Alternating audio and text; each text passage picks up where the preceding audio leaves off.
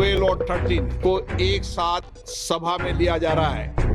वक्फ संशोधन विधेयक 2025 हम तो देश के लिए सोच समझ करके आज ये बिल लेके आए हैं। ये बिल टोटली फॉल्सिटी पे है, ये मिस इन्फॉर्मेशन कैंपेन पे है। जिनकी भूमि है इसका अधिकार ज्यादा रहता है मान्यवर, ये गलतफहमी फैला रहे। इन दिनों संसद में भयंकर हॉट डिबेट छिड़ी हुई है और ये डिबेट है वक्फ अमेंडमेंट बिल की। इस बिल को लेकर इतना बवाल हो रहा है कि कहीं विरोध प्रदर्शन हो रहे हैं तो कहीं इसका सपोर्ट भी किया जा रहा है।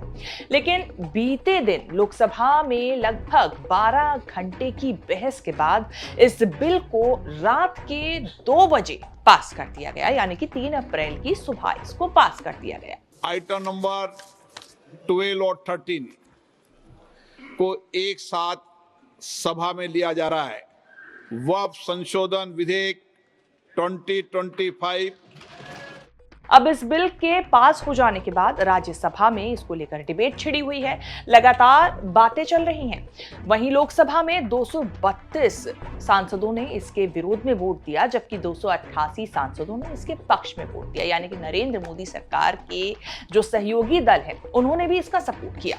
ऐसे में तमिलनाडु के मुख्यमंत्री एम.के. स्टालिन का जो बयान आया है वो चर्चा में आ गया है और जिस तरीके से उन्होंने विधानसभा में इस बिल का विरोध किया है वो चर्चा में है। दरअसल मुख्यमंत्री एम.के. स्टालिन ने लोकसभा में वक्फ अमेंडमेंट बिल के पास हो जाने के बाद ये बात कही है कि वो इसे बर्दाश्त नहीं करेंगे और इस मुद्दे को लेकर वो सुप्रीम कोर्ट तक जाएंगे। इस बिल पर, यानी कि वक्फ अमेंडमेंट बिल पर उनकी कानूनी और राजनीतिक लड़ाई जारी रहेगी। एम.के. स्टालिन इसीलिए भी चर्चा में है क्योंकि जब वो इसको लेकर बयान दे रहे थे, यानी वक्फ अमेंडमेंट बिल को लेकर बयान दे रहे थे, तो उस दौरान उनके जो पार्टी के दूसरे विधायक थे, यानी कि डीएमके पार्टी के जो दूसरे विधायक थे, उन्होंने भी और एम.के. स्टालिन ने भी अपने कपड़ों पर काली पट्टी लगाई हुई थी इस बिल के विरोध में।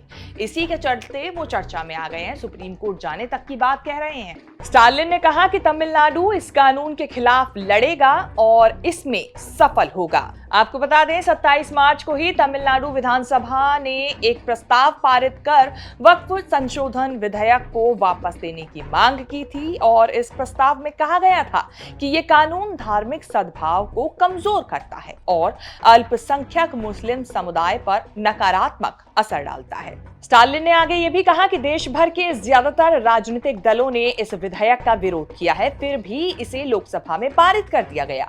ये बेहद निंदनीय है। उन्होंने जोर देते हुए ये बात भी दोहराई कि 232 सांसदों ने इस विधेयक का विरोध किया, जो कि कोई छोटा आंकड़ा नहीं है और इसे नजरअंदाज भी नहीं किया जाना चाहिए।